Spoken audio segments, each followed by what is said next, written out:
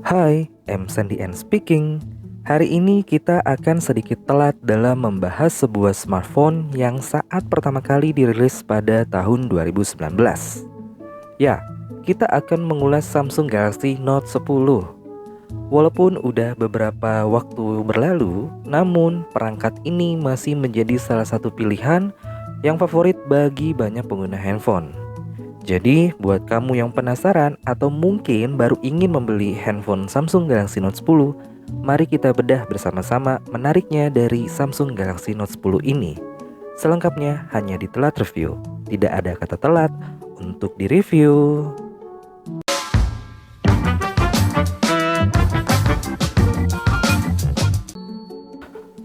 Pertama, kita bahas displaynya dulu. Salah satu yang paling menonjol dari Samsung Galaxy Note 10 adalah layarnya. Samsung kembali memanjakan mata kita dengan panel Dynamic AMOLED HDR10 Plus yang punya warna yang sangat tajam dan akurat, sehingga bikin nonton film atau YouTuber makin betah. Kemudian layarnya juga menggunakan Corning Gorilla Glass 6.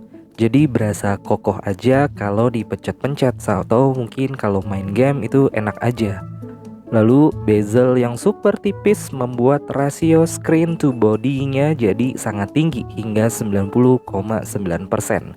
Isinya layar semua, sehingga memberikan pengalaman menonton yang lebih imersif. Selain itu, tingkat kecerahannya juga sangat tinggi. Jadi, kamu bisa tetap nyaman menggunakan ponsel ini di bawah sinar matahari langsung. Oh ya, untuk ukurannya, Samsung Galaxy Note 10 ini lebih compact dibandingkan pendahulunya. Dengan 6,3 inci, jadi lebih nyaman digenggam untuk tangan saya pribadi.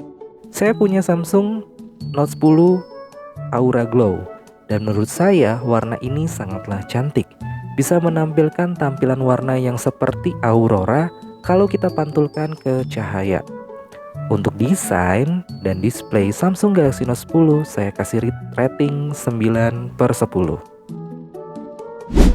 Di sektor performa, Samsung Galaxy Note 10 dibekali dengan chipset Exynos 9825 yang sangat powerful. Untuk urusan multitasking dan bermain game berat, ponsel ini masih bisa diandalkan. RAM-nya juga 8 GB, terbilang cukup lah untuk produktivitas berat. Jadi, kamu bisa membuka banyak aplikasi sekaligus tanpa lag. Memori internalnya pun hadir di 256 GB. Jadi, kamu nggak perlu khawatir kehabisan ruangan penyimpanan. So far saya pakai 3 tahun ini ponsel.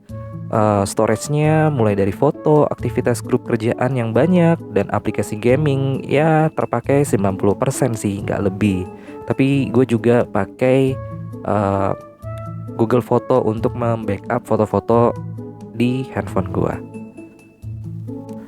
Pengalaman gaming di ponsel Samsung Galaxy Note 10 ini saya tidak menemukan keluhan ya. Mulai dari game MOBA hingga emulator PS1 masih baik aja untuk dijalankan. Kalau Genshin, saya belum pernah mencobanya karena keterbatasan memori internal. Menariknya nih ya, dengan performa ini, Samsung Galaxy Note 10 juga ada mode DeX yang berjalan sangat lancar sekali. Saya sangat suka sekali pakai mode DeX untuk Samsung Note 10. Bagi yang pengen lihat review saya menggunakan Samsung Galaxy Note 10 dengan mode DeX, kamu bisa lihat di informasi berikut ya. Namanya juga usaha promosi. Hehehe.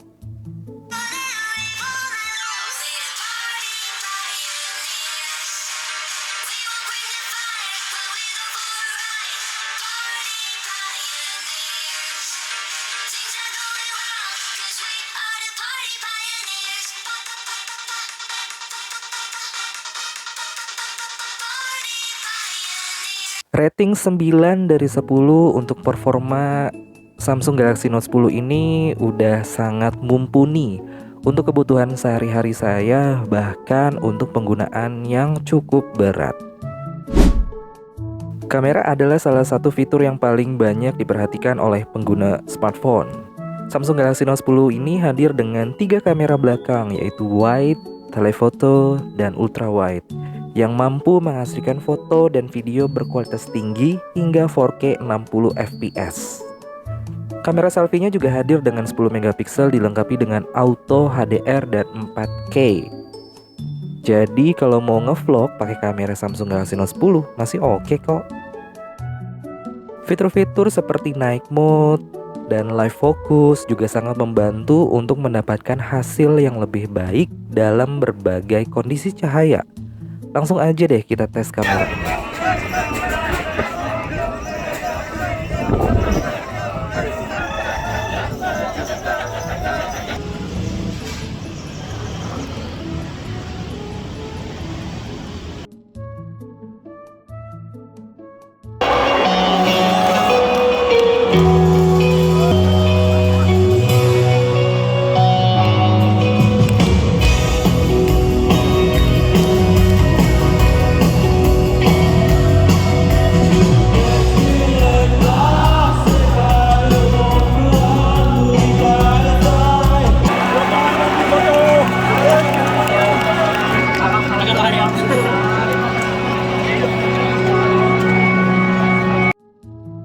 Sudah hampir 3 tahun saya pakai ponsel ini dan saya gunakan untuk ngekonten juga loh.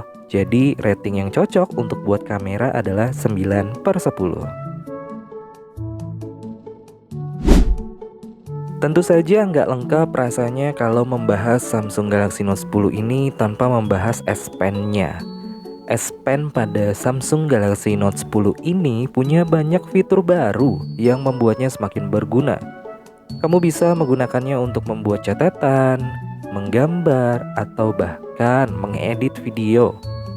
Fitur Air Action-nya juga sangat menarik loh, dimana kamu bisa mengontrol ponsel hanya dengan menggerakkan S Pen di udara.